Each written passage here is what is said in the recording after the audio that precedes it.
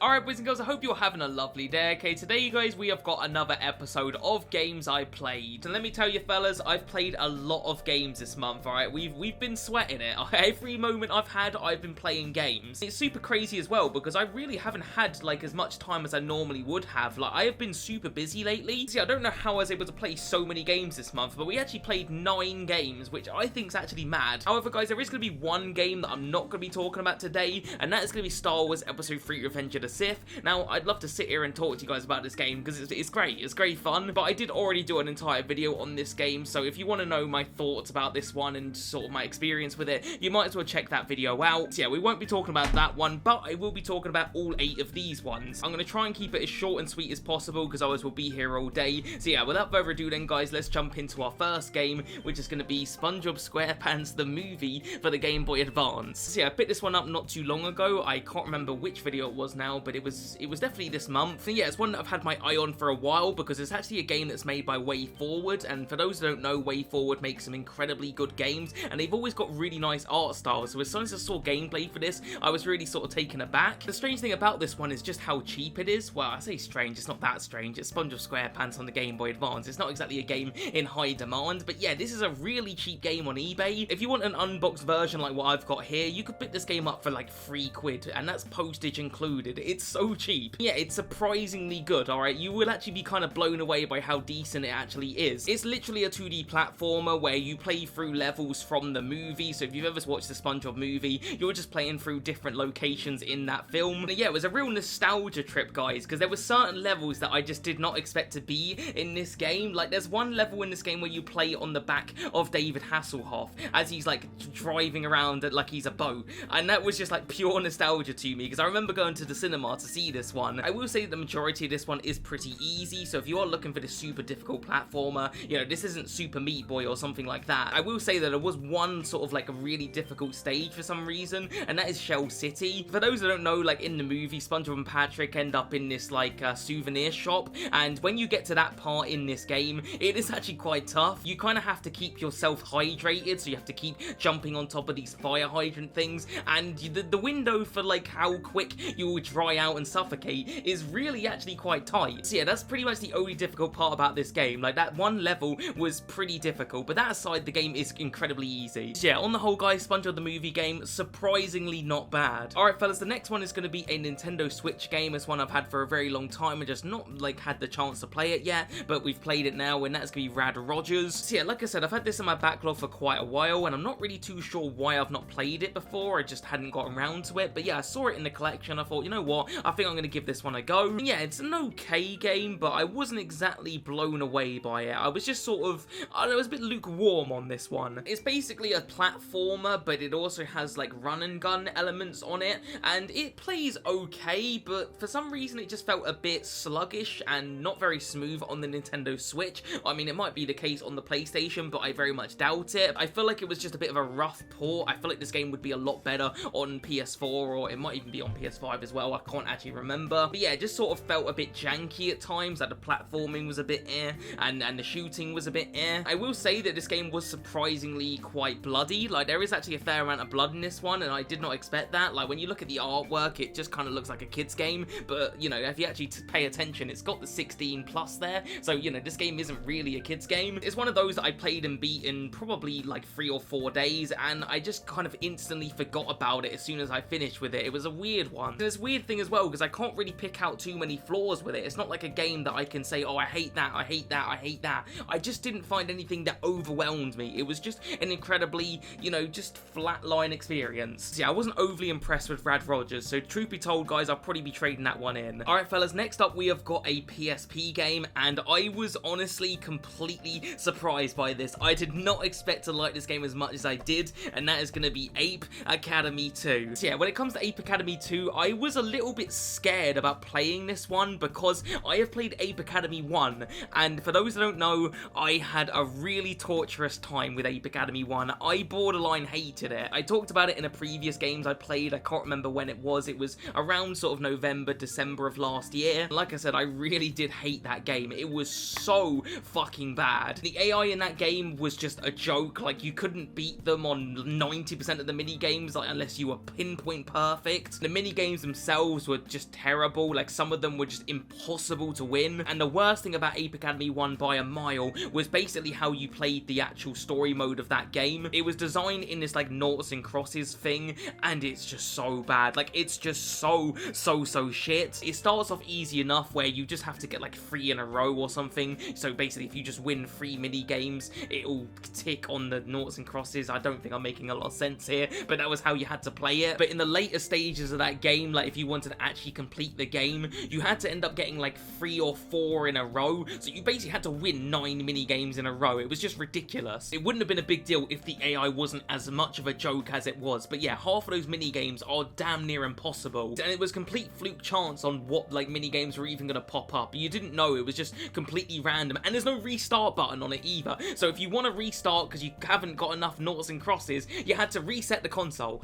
Terrible. Just awful game. I lost my shit with it. So yeah, when I picked up Ape Academy 2, I expected to hate it. I don't even know why I bought it, honestly, considering how much I hated Ape Academy 1, but I did buy it, and to my shock, completely different experience, guys. I actually would say I loved Ape Academy 2, which I did not expect. And they've completely scrapped the noughts and crosses, which is just, yes, thank you so much for getting rid of that shit game. And they've completely replaced it with this like rock, paper, scissors card game, and it sounds simple, but there's actually a surprising amount of depth to it, where I actually think I enjoyed that more than the mini games themselves. It's a little bit difficult to actually explain. It's much easier if you just play it and sort of find out for yourself. But basically, your opponent will have, let's say, 4 cards, right? And let's say all 4 of those cards are rock cards. And let's say you've got 4 cards, 3 of them are rock and 1 of them is paper. So if I play the rock card 3 times in a row, I'm gonna get 3 draws in a row, because obviously I know my opponent has got 4 rock cards. He can only play rock cards, right? So I've drawn against him 3 times, and all I've got left is a paper card. If I then go ahead and play the paper card,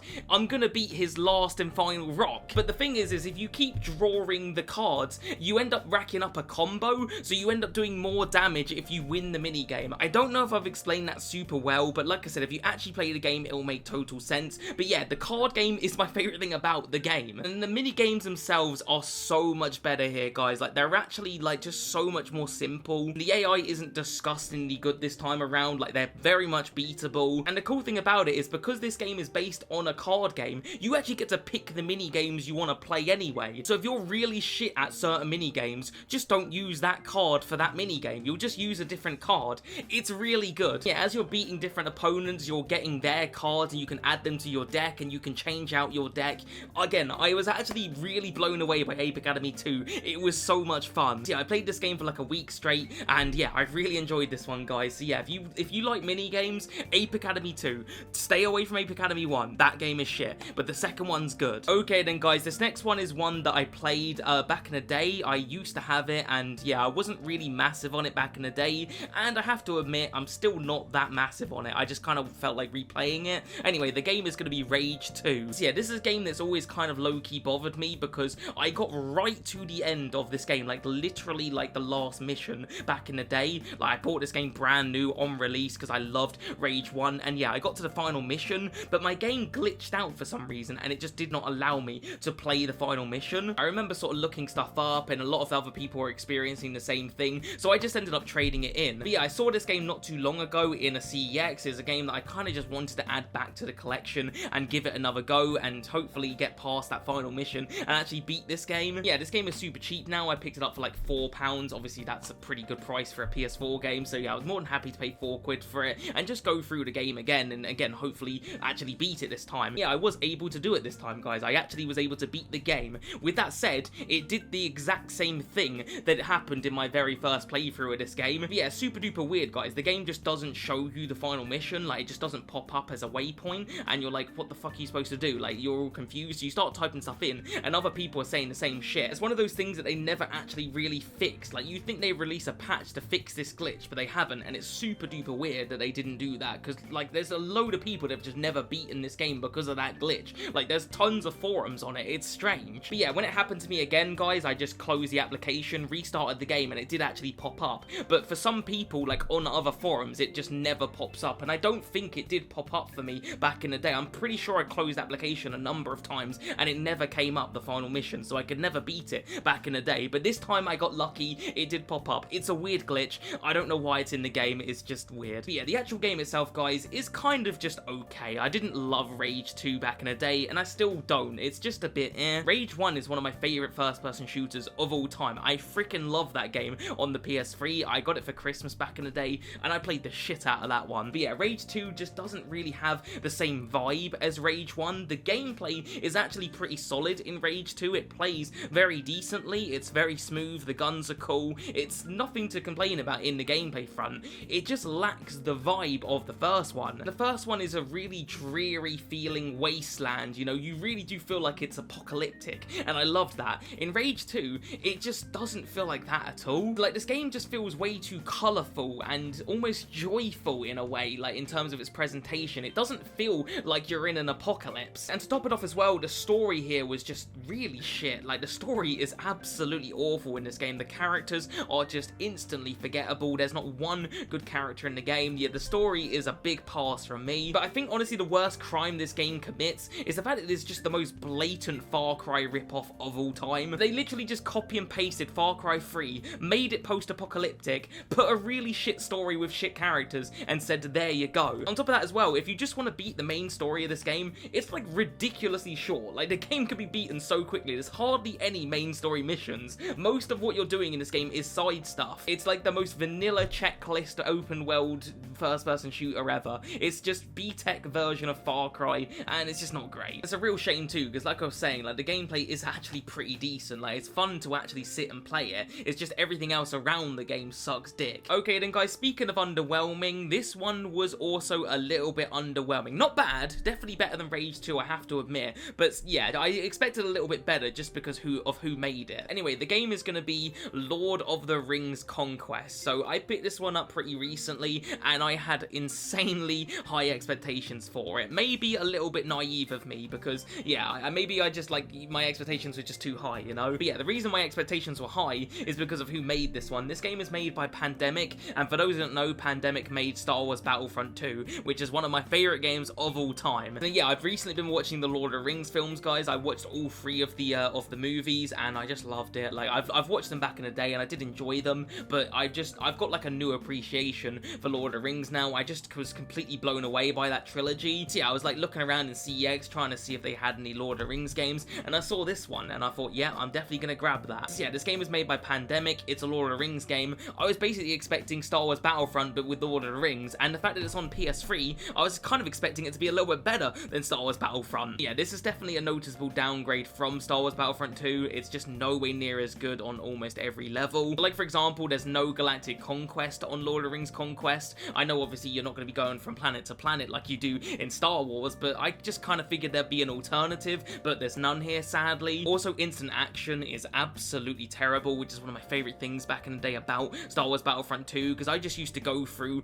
all the different maps, load up different games, and just go on a crazy marathon of, you know, playing matches on Star Wars Battlefront 2. I used to do that shit all the time. In Lord of the Rings Conquest, though, it's just not fun to do. They just made it really shit for some reason. All the enemies in instant action are incredibly spongy, and that's probably my biggest complaint I've got with Lord of the Rings Conquest. Like, every enemy just takes 10 years to kill. I don't necessarily mind it as much if you're playing as just a regular sort of vanilla soldier, but even when you're playing as the heroes and the villains, they feel shit. You'll be playing as Legolas or Gandalf or whoever it might be, and you're just sitting there just shooting or hitting them for like 20 years, and I'm like, why is this person not freaking dying? When you play Star Wars Battlefront 2 and you're playing as Darth Vader, you're wiping your ass with everyone on the map. Like, nobody can last 2 seconds with you. So yeah, pretty much the only other thing in this game is like the story mode. So basically you just play through different battles from the films. So yeah, I played through that mode, and that's actually not bad at all. It's actually quite good. The game decided to put some grunts into that mode so that, yeah, it's not taking you 20 years to kill every single opponent. There are some spongier enemies, but yeah, the game does actually throw some pretty non-spongy enemies at you. So yeah, the gameplay is actually fun in the story mode. So yeah, the story mode definitely saves this game quite a bit, because without that, this game would probably be like a 1 or a 2 out of 10, honestly. I would hate this game without the story mode, but what's even better than the story mode is what you unlock when you beat the story mode. After you beat this game, you unlock this mode, I think it's called Rise of Sauron, and it's basically the same thing you've just played,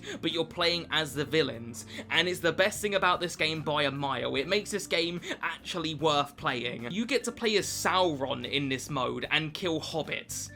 Need I say more? Yeah, it's basically just sort of like an alternate reality where like Sauron wins, you know, like so you're playing through these different battles, but again the evil people are winning and it's so cool. You get to play as the Balrog and kill Gandalf. Like, I mean, what's not to love about that? You get to kill Frodo in the first mission of that mode. So yeah, definitely not as good as Star Wars Battlefront 2, guys, but Lord of the Rings Conquest, it definitely has some fun things about it. Alright then fellas, this next one was definitely a pleasant surprise. I really enjoyed this one, and that is going to be Army of 2 on the PSP. So yeah, in my opinion, Army of 2 is an incredibly underrated series. I really love these games on the PS3, or at least the first two. I'm not massive on the Cartel, was it called? I think it was the Cartel, I can't remember. It's been a long time since I played it though, so maybe I was being harsh, but I remember back in the day being pretty underwhelmed by that one, but the first two, really liked them. So yeah, I remember seeing this one at the London gaming market a few years ago for the PSP, and I saw the back cover and I thought, well, that does actually look pretty fun. It looked like a top-down sort of shooter, so I just thought I'd get it. It was around about that time that I played Killzone Liberation, I think it was, on the PSP, and that was a top-down shooter, and that was really good. That's an underrated as hell PSP game. If you've not played that one, it's super good. So yeah, I picked this one up at the London Retro Gaming Market, and it's actually a little bit of a funny story with that. I'm kind of rambling on at this point. I should just talk about the game, but I need to tell you the story. So yeah, when I saw this game, it was like £4, I think the guy wanted for it. It had a label for £4, and I just haggle everything, even if it's like by 50p, just to see if I can save myself some money. You know, I'll always get a little haggle in there. So yeah, I asked the guy, would he take £3 for it, because it was £4. I thought, let's just knock £1 off. Let's see if he says yes. If he says no, it's not a big deal. But yeah, the guy just looked at me like I just murdered his baby. And as he was looking at me, he goes, that's 25% off, I can't do that. The guy was just like really insulted by the fact that I asked would he take £3 for a £4 game. It was funny to me. Anyway, so yeah, I picked this game up a while ago. It's been in the collection for a while, and I kind of fancy playing it because I've been on a bit of a PSP kick. And yeah, like I said, I was pleasantly surprised by this. It is actually really, really good. One of my favourite PSP shooting games. So yeah, I figured this game was going to be sort of like a top-down shooter, and I wasn't wrong. It basically is. It plays very similar to Killzone Liberation, and I won't lie and say it's like the deepest combat ever. You just go from room to room, shoot everyone in sight, but it's fun. It's a fun-ass game. As you're going around killing people, you're going to get money, and as you complete different objectives, you get even more money. With that money, you can buy upgrades for your weapons, or just buy new weapons entirely. It's the most simple game ever, but trust me, it is actually really good. It's also not a game that overstays its welcome. You can beat this one in about 3 or 4 hours. It's not a long game at all, and like I said, it's surprisingly really fun. And that kind of is like Army of 2 in a nutshell, to be honest, guys. Like, I mean, there's nothing deep about any of the Army of 2 games. You just go into room to room and shoot everything in sight, and the PSP version is no different. The only thing I wasn't a massive fan of with this one, guys, was the controls. The controls are a little bit but at the same time, it's on the PSP, so I kind of get why they did what they did. So yeah, the way this one works is it's kind of like a twin-stick shooter, but obviously with the PSP, you don't have twin sticks. So the game was in a bit of a pickle there. So the way that they kind of got around that is they used the X, triangle, circle, square on the PSP as the directions for shooting. So if you want to shoot in the direction of forwards, you would press triangle. If you wanted to shoot to the right, you would press circle. If you want to shoot that way, square. You get my points? Yeah, it definitely took me a while to get used to that because it was definitely weird. I'd not quite experienced a shooting game like it, but yeah, I got used to it. Anyway, guys, long story short, Army of 2 40th Day, really good on the PS3, but definitely really good on the PSP as well. It was pleasantly surprising. Alright then, guys, we have got 2 games remaining, and I've definitely left the best 2 till last. I loved both of these games so much. So yeah, our next game is going to be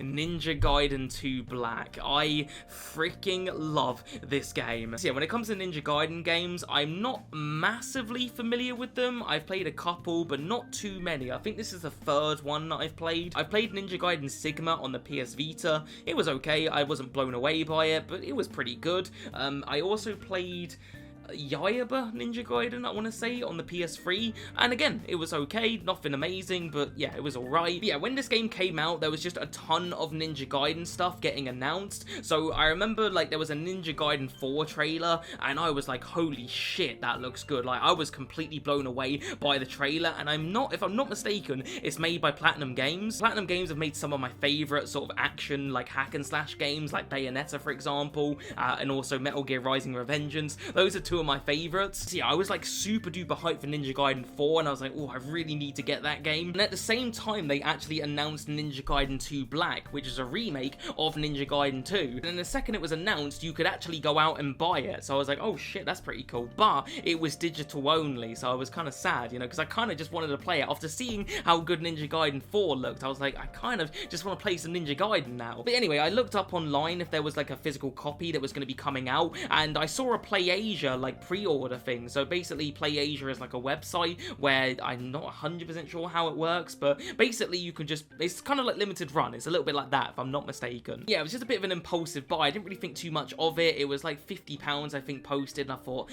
fuck it, I'm just gonna get it. I forgot all about it, guys. It'd been a while, and then all of a sudden I saw it delivered, and I was like, oh shit, I forgot I even ordered that. So yeah, I play it, and I'm like, holy crap, this game is freaking incredible. It really blew me away. Like, I was expecting to like this game, but I loved it. All right, it's one of my favorite hack and slash games of all time. It's right up there now with like God of War 3 and Metal Gear Rising: Revengeance. It's so good. And the crazy thing as well is this game was actually surprisingly, I don't want to say easy, but it was a little bit easy. Like, it was just way easier than I thought it was going to be. I was actually worried I was going to really struggle with this, but yeah, to my surprise, it really wasn't that bad on regular base difficulty. None of the bosses are particularly difficult. The game is more than fair with like healing items and that sort of thing, and you can actually go out and buy a lot of them, so you don't really have to worry about it. But yeah, I didn't even really need to use healing items very often, guys, because like I said, none of the bosses were actually that difficult, and I was expecting to get my ass kicked. And I don't like getting my ass kicked, by the way, on games. Like, I know a lot of people like their Dark Souls and stuff like that.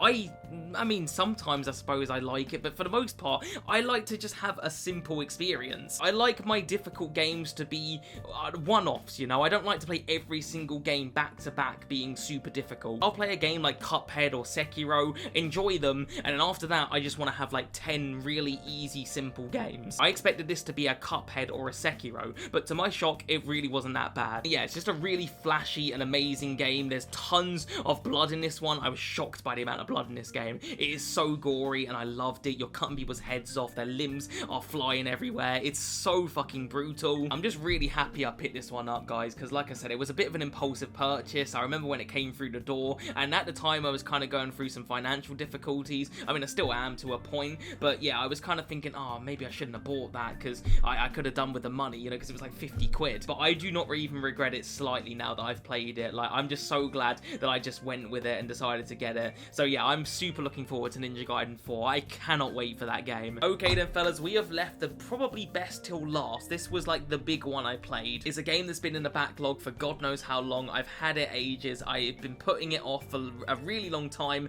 and I don't know why, because I just was blown away by this game. Anyway, that game is going to be Death Stranding. I've had this one in the collection for like a really long time. I got it for free, I think. It was in game, like, you know, the actual shop game, and it was on a 3 for 2 deal. So yeah, if I'm not mistaken, I'm pretty sure I picked up Demon Souls and Bloodborne. It was around about the time that I just played Sekiro, and I was just like kind of looking for that sort of experience again, and those games were nothing like Sekiro, so I was a little bit underwhelmed. But yeah, I was just gonna go in and buy those games. It was a 3 for 2 deal, so obviously I get a free game, and I was just looking around and I saw Death Stranding, and I just thought, fuck it, might as well get it, it's free. Yeah, it's just sort of been sat in my collection for a while. I'd heard lukewarm things about it, like some people love it, like a lot of people hate it though, so yeah, it just sort of put me off of playing it. But yeah, obviously there's a sequel coming out to this one really soon, and that kind of just sort of inspired me to want to play Death Stranding. I thought, it's time, it's about time we play it. And I have to say, guys, this is probably one of my favorite games of all time. Like, this is really up there for me. I was just completely